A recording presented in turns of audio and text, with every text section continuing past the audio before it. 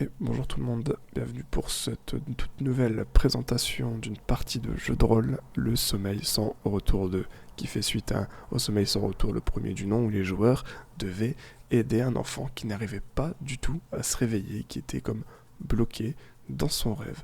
Dans Le Sommeil sans retour 2, c'est plutôt un tavernier qui va se plaindre d'une chambre qu'il estime hantée, où les gens partent en fuyant, ou parfois c'est même l'inverse où ils se retrouvent en train de dormir au moment où ils doivent quitter les lieux.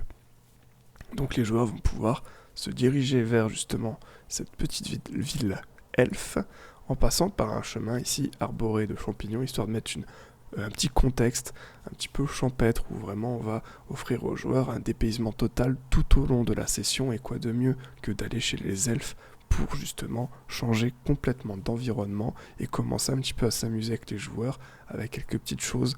Moi par exemple ici je prévois de leur mettre des genres de petits lutins farceurs, quelque chose qui essaye de, sans forcément lancer un combat, qui vont essayer de leur voler un petit peu d'objets dans l'inventaire, une potion, quelques pièces, de quoi un petit peu fâcher les joueurs, juste de quoi les taquiner. Et ensuite les joueurs vont pouvoir essayer d'avancer vers la ville elfe. Donc ici, une map de transition, j'ai pas prévu d'y ajouter grand chose, c'est juste ce tronc d'arbre à traverser. Le but ici c'est de jauger si mes joueurs sont des joueurs qui sont plutôt rapides ou plutôt lents en termes de progression. Est-ce qu'avec une map sans trop d'éléments, ils vont savoir quand même trouver des choses à faire ou pas, et ça me permet d'ajuster le rythme pour finir à l'heure lors de la session. En tout cas, ils vont finir par trouver cette ville elfe. Et là, on va avoir plusieurs cartes où vraiment ça va être full RP. Ici, c'est vraiment discuter avec les villageois, essayer de comprendre ce qui se passe à la taverne. Ils vont sûrement, dans tous les cas, aller dans la taverne. Mais si on peut, avant, essayer de parler un peu avec les villageois, lancer des quêtes secondaires.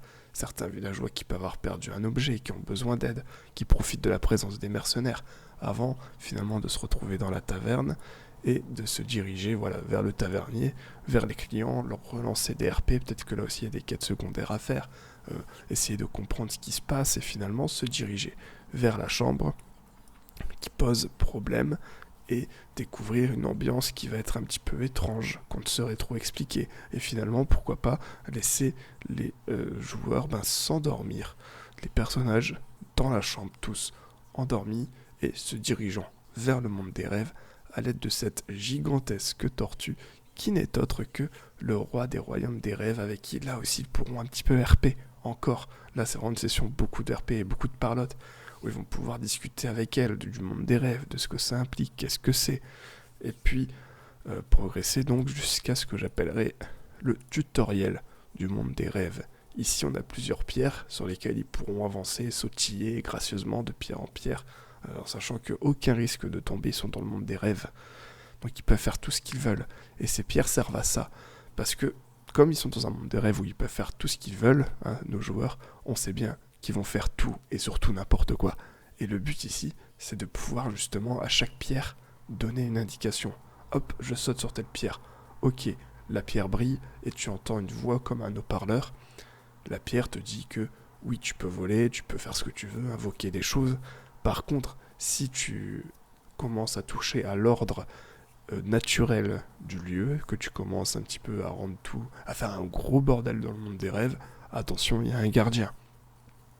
Tu peux faire ce que tu veux, mais attention, quand tu retournes dans le monde réel, c'est plus possible. Tout ce que tu as accumulé en objets que tu aurais invoqué, tout ce que tu as été capable de faire dans le monde réel, tu ne pourras plus le faire. Le but ici, c'est directement de mettre un cadre une fois dans le monde des rêves pour éviter, si vous avez des joueurs un petit peu trop gratteurs, essayer de tout obtenir, de pouvoir directement mettre des barrières pour les mettre déjà dans les conditions et pas mettre les barrières après quand c'est déjà trop tard et que le joueur s'est déjà imaginé faire un peu ce qu'il voulait pour éviter justement la frustration. C'est pour ça qu'on met ça dès le début. Et ensuite, ils arrivent dans le monde des rêves. Donc là, ça va être plein de petites cartes que je vais vous montrer qui ont, je vais pas dire peu d'intérêt. Le but, en fait, ici, c'est justement que ce soit vous qui trouvez l'intérêt de ces cartes. Moi, je vais juste, en fait, montrer ce que j'ai prévu, c'est-à-dire des cartes avec un aspect graphique un peu spécial, qui change de ce qu'on voit au niveau des battle maps, avec un coup de crayon qui change du tout au tout de ce qu'on fait. Et là, en fait, on met ce qu'on veut. C'est pour ça que là, je vais pas vous donner tant d'indications. Le but ici, c'est vraiment de faire ce qu'on veut. Mettre un papillon qui parle, c'est possible. C'est le monde des rêves. Mettre un cochon qui danse, c'est possible aussi. Un ours avec des oreilles de lapin qui chante, tout est possible, c'est le monde des rêves. Donc à partir de là, vous faites tout ce que vous voulez sur vos cartes. Le seul truc que je recommande forcément, c'est de mettre des cartes comme vous le voyez, avec une patte graphique qui est vraiment atypique. Du coup, ça montre vraiment qu'on est dans le monde des rêves, où tout est distordu, tout ne fonctionne pas du tout pareil que dans le monde réel. Et ça se voit déjà visuellement. Et c'est ça qui est intéressant. Mais sinon, c'est juste du chemin classique de l'exploration et du RP. On peut très bien mettre des éléments pour s'amuser un peu. Et puis va venir cette carte que j'appellerais une carte de transition, où là on arrive petit à petit vers quand même l'objectif de la quête, donc de découvrir un peu ce qui se passe dans cette chambre, et ils vont y arriver par ici. Et là le but c'est de commencer à rendre la carte un peu plus dangereuse. Commencer, même si on est dans le monde des rêves, à proposer du challenge aux joueurs, à ce que ce soit difficile. On peut mettre un combat, ou simplement l'environnement qui devient un peu plus hostile. Donc le but ici, c'est commencer un petit peu à mettre les joueurs en danger.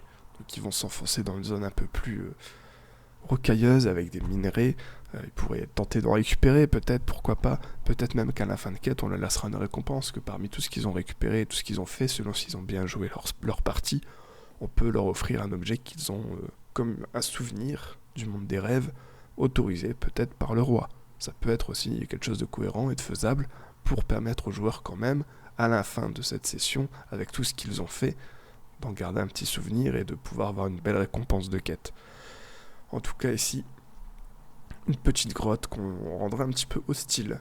Essayer de mettre quelques petits monstres, ou bien des personnes qui sont aussi dans le monde des rêves et qui veulent pas être dérangées dans leurs rêves, qui veulent être là, eux, tout seuls, avoir tous les pouvoirs. Imaginez même un combat avec tout ce qui est possible de faire, l'adversaire qui crée un truc incroyable, allez hop, je vous balance un dragon, combattez.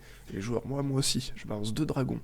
Et ça devient le bordel, tout en gardant aussi à l'esprit cette délimitation de vous pouvez pas faire n'importe quoi dans le monde des rêves non plus, faudrait pas commencer à ce que vos désirs prennent le pas sur quand même le fait qu'ils sont dans un monde des rêves et qu'il y ait des lois, il y ait un système qui fonctionne, un écosystème aussi, quelque chose qui mérite d'exister malgré tout et qui ne doit pas être détruit totalement.